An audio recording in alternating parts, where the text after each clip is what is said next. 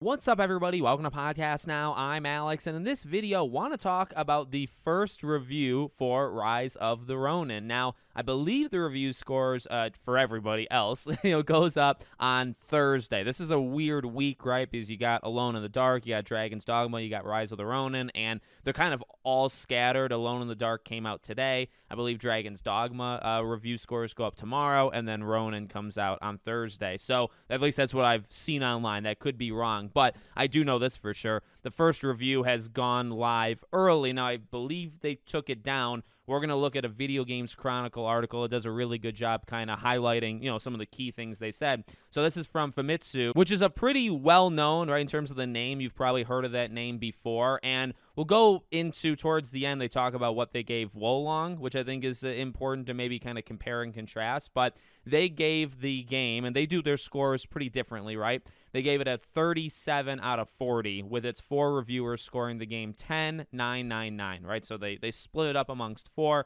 and as you see towards the end, they talk about Wolong Fallen Dynasty. It got a 36 out of 40 because it was a 9, 9, 9, 9. This one was 10 and then 3 9s. So let's read the article as well. The review says the way the game changes the player's story and fate depending on which forces they support is extremely satisfying. It also says the experience of making choices in an open world set at the end of the Edo period of Japan is both immersive and enjoyable. It notes that the visual impact of teaming up and fighting alongside historical figures is fun, and that the game's difficulty options make it accessible to a wide range of players. The game's hack and slash and Souls-like feel is praised, but the review does also note that the game is somewhat cumbersome and rough around the edges, and that the visuals are a little bland. The score, again, we talk about Wolong, and then now here's the thing, right? So they gave Wolong 36 out of 40, but they had 4 unique 9s, right?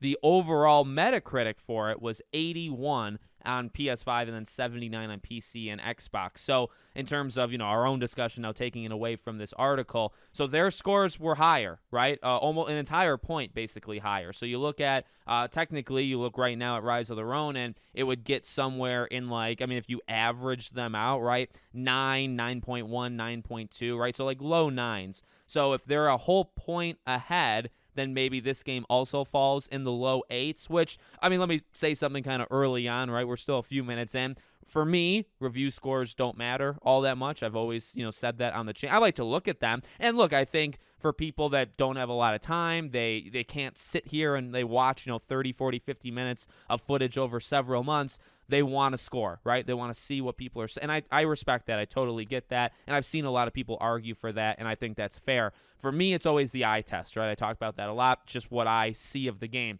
So let me kind of elaborate with that. What I've seen of the game versus technically this first review of the game kind of aligns, right? The game visually doesn't look all that good. That aligns too. It doesn't look terrible, at least in my opinion. I know people definitely differ on that, but that's okay. But that is shared. You know what I mean? For me, and I've said this a lot for this specific game, I'm getting this game for the combat. I think the combat looks really, really cool. I think the atmosphere, right, the setting looks really cool. Now, honestly, earlier on in that review, in terms of the choices you make, right, that's something I've almost not focused on literally at all. So that, to me, that's almost like a bonus thing, at least right now, right, because I'm looking at it strictly from the gameplay. The gameplay always looked good in trailers. When people played it, right, the previews, it looked good there. It looked a little bit more, in depth. And now it's also being, applauded in this review. The extra stuff is, I just said it, it's literally extra, right? I'm not saying it's going to be a perfect game. I'm just saying, for me personally,